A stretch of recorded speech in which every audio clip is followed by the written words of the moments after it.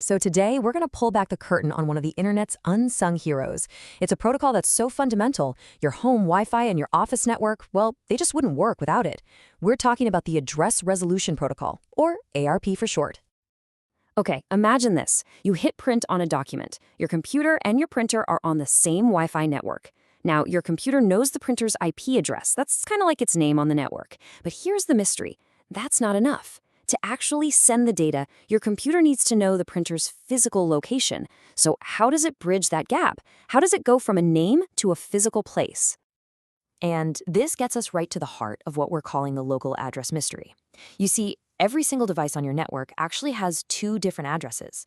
First, there's that logical IP address, something like 192.168.0.55.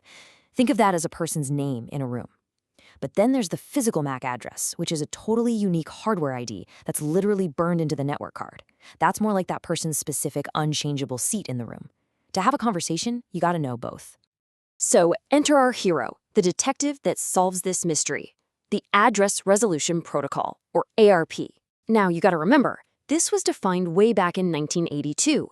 Back then, networks were small, trusted places. Simplicity and speed were the name of the game, and ARP is just brilliantly simple. Its entire job is to be the network's directory assistance, connecting a name, the IP address, to a physical location, the MAC address. So how exactly does our little network detective solve these cases? Well, the process is actually remarkably simple, but also super effective. Let's walk through the step-by-step investigation that happens, thousands of times a day, every time your devices need to find each other. It all boils down to 4 simple steps.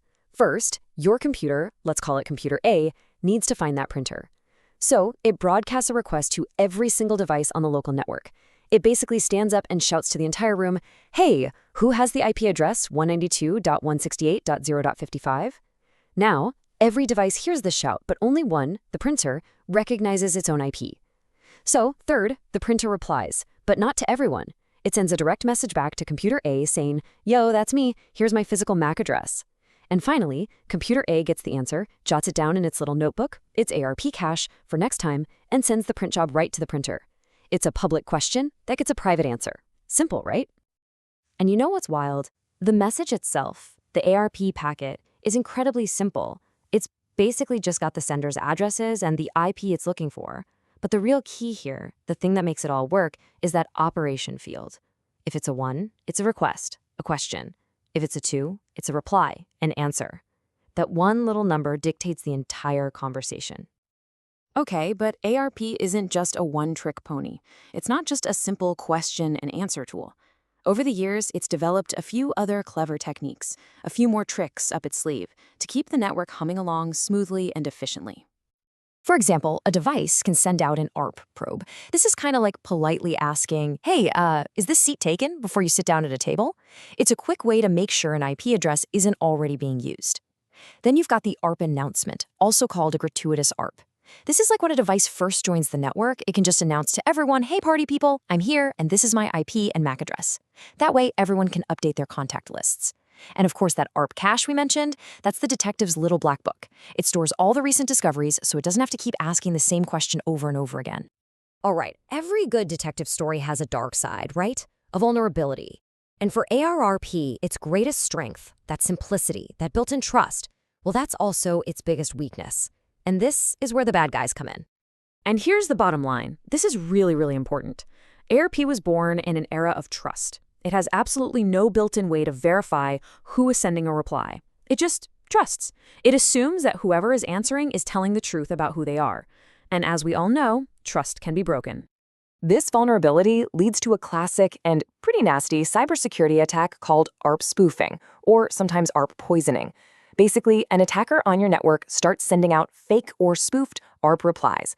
Their goal? To trick your computer into thinking that a critical device, like your router that connects you to the internet, is actually at the attacker's address. And this slide just lays it out perfectly. On the left, you see a legitimate reply. The router says, "Hey, I'm the gateway, and this is my real MAC address." Great. Your traffic flows to the internet. But on the right, oh boy, the attacker sends a fake reply that says, "Hey, I'm the gateway now, and my MAC address is this other thing." And your computer, not knowing any better, just says, "Okay," and updates its records. Just like that, all of your internet traffic is now flowing through the attacker's computer. That's a classic man-in-the-middle attack, and it's all because ARP is too trusting. So you might be thinking, with a weakness like that, why on earth are we still using this thing? It's a great question. Let's take a second to reflect on the legacy of this 40-year-old protocol and understand why it's still such a fundamental piece of our digital world. You can see its history right here. It was born in '82 for what we call IPv4 networks. And to this day, it's still the workhorse for these networks, which are, believe me, still incredibly common. The future, of course, is IPv6, which has a newer, much more secure system called the Neighbor Discovery Protocol, or NDP.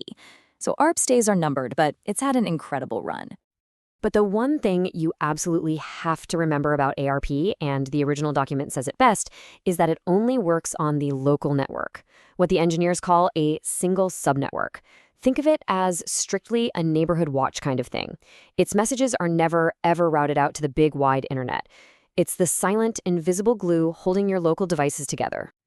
And that leaves us with a really fascinating final thought. You know, ARP is a relic from a much simpler, more trusting era of the internet. But today, we're all moving towards this idea of zero trust security, where the motto is never trust, always verify. So what does that mean for foundational protocols like ARP that are built entirely on a handshake and a promise? Can we still rely on them? It's a huge question, and it's something network engineers and security experts are grappling with every single day. Thanks for joining me for this explainer.